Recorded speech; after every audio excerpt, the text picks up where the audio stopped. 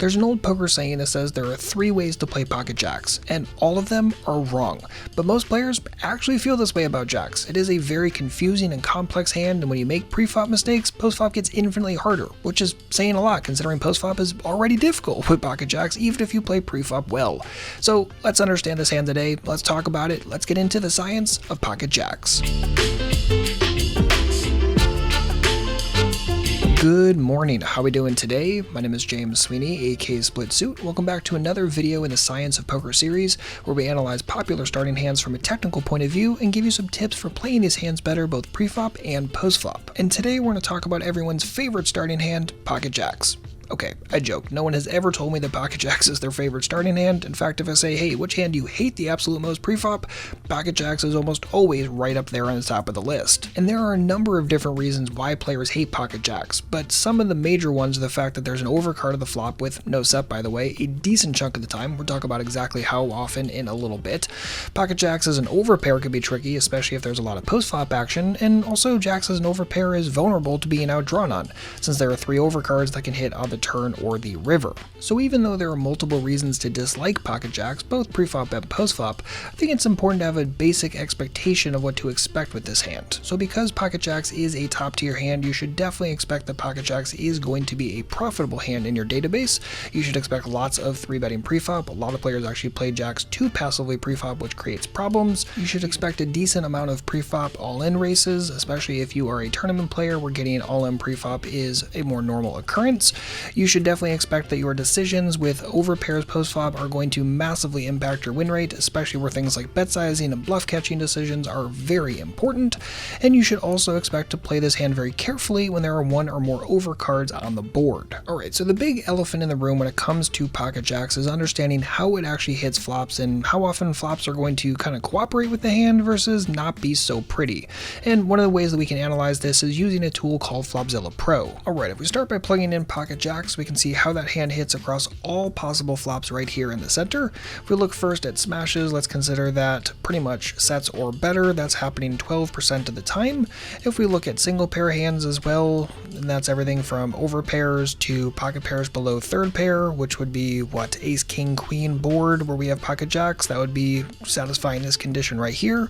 Notice that's happening the other 88% of the time. If we also look at draws with flush draws, open-ended straight draws, and gut shots, that's having a little bit of overlap with those single pair hands, and that's, again, everything is hitting right this moment. 6% of it's going to be draws, and that has some overlap with the single pair stuff in the center. So the really big thing to note, and honestly one of the things that makes jacks very uncomfortable for players, is the fact that jacks is going to have to contend with that overcard without a set roughly 52% of the time, which for most players is probably a little bit higher than they thought, or some players think it's always an overcard when they have pocket jacks, but realistically it's about 52% of the time you're dealing with that spot. So we'll talk more about post-flop tips when it comes to playing pocket jacks in a minute, but let's first start by talking about some pre-flop tips so you can make sure you're getting to post-flop properly with this hand. So pre-flop tip number 1 with pocket jacks is to 3-bet with it probably more often than you are right this moment. And you can look through pre-flop ranges yourself if you open up the GTO Ranges app from Red Chip Poker, unlock it, you'll see if you go through the 3-betting ranges for 6 max and also for full ring or live cash games that you're going to find a decent chunk of 3-betting in there. And a lot of players just default flat it in spots where 3-betting would be way more profitable. Now if you're looking at it from the live GTO stance, there's definitely going to be a lot of mixing, some calling some 3-betting with pocket jacks in most spots. In 6 max it's typically going to be a 3-bet, except specifically from the big blind against an under the gun opener. But in general, if you're of the ilk of just default flat it and go from there, I would definitely suggest 3-betting with this hand way more often if you're typically playing a passive preflop. Tip number 2 with this hand is to consider 4-betting it more often preflop, especially from later position. Now in blind versus blind wars, typically this is going to be a pure 4-bet, but even in a lot of like later position situations, right, cutoff opens, button 3-bets, instead of just default flatting that from the cutoff with pocket jacks, consider 4-betting. The solver is usually going to mix with this hand, but in a lot of exploitative senses, there's a decent chunk of value in just 4-betting this instead of playing it more passively preflop, especially if you never 4-bet with pocket jacks at the moment. Tip number 3 is to squeeze with this hand more often when there's a raise and one or more callers. Now this is a spot that's more likely to come up in something like a live cash game where there's a lot of preflop calling in the first place, but if there's an open raise, one or more callers, it's typically going to be way better to just squeeze in that spot as opposed to just default overcall.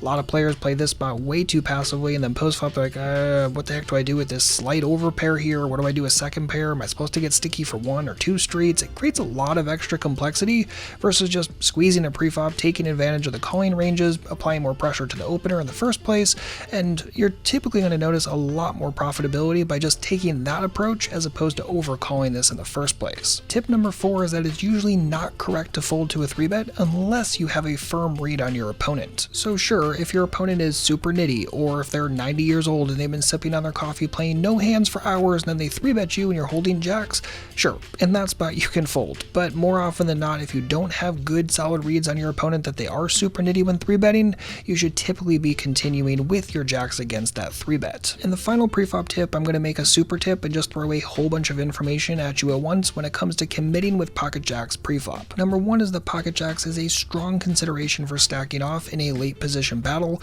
both by calling their 5-bet shove and by 5-bet jamming over their 4-bet. Number 2 is that we should generally avoid stacking off jacks preflop if either we or our opponent are in early or middle position.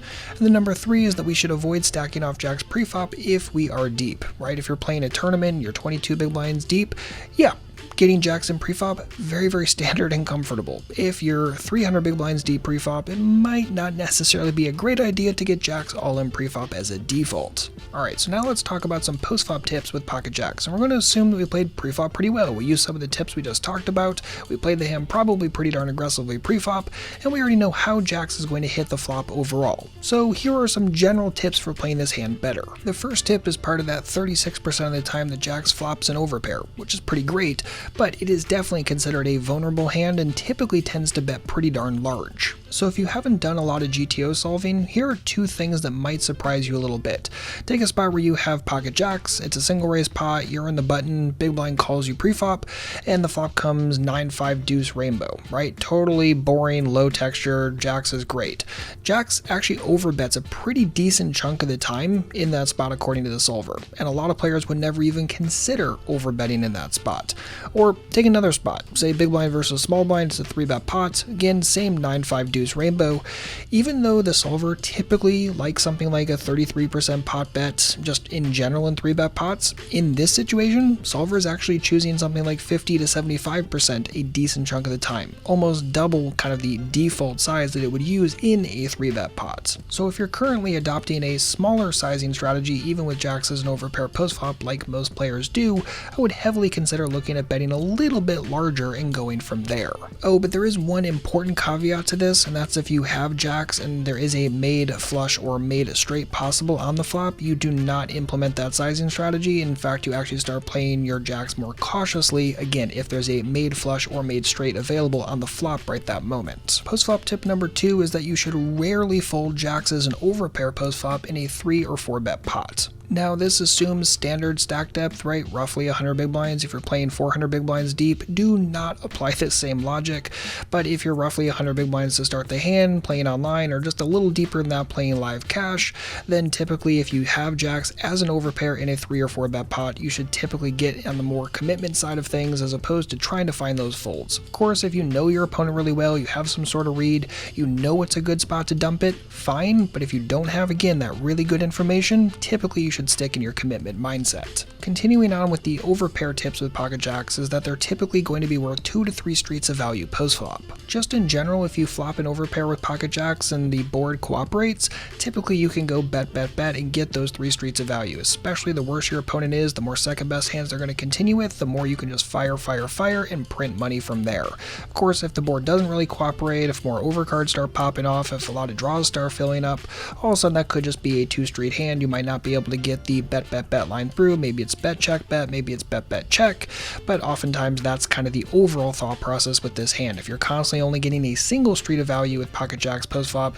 chances are you're playing those overpairs a little bit too nitty. And then the final tip with pocket jacks post-flop is that when it's an underpair, you should typically play it very cautiously. This is actually a common theme among these strong starting pocket pairs like queens and jacks and tens, is that when they end up flopping something like second or third pair, they typically slow down massively aggressively, play very cautiously post-flop. It's going to be very difficult to get a street of value in. If you can find it, cool, but more often than not, you're going to play it slowly, you're going to play it cautiously, you're not going to constantly call down when your opponent just simply is not bluffing anywhere near enough of the time.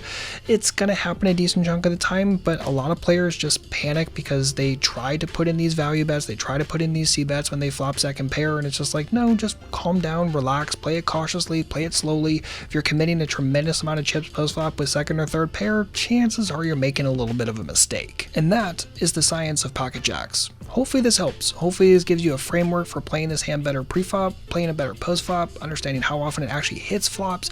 That way you're prepared both with the knowledge and also some general strategy tips for playing this hand better. And the great thing is you can extrapolate some of these to playing things like pocket tens better and pocket queens better, and I'll leave the rest of the extrapolation to you. But hopefully this helps you, again, have a legitimate strategy, a legitimate framework for playing this hand even better in all future sessions. And if you liked this video and got something out of it, give it a thumbs up, I'd massively appreciate it. And if you want to see more videos just like this, make sure to sub, and also click that link right over there. Watch the entire playlist of all the videos we've done just like this. I'll see you over there shortly. In the meantime, good luck out there, and happy grinding.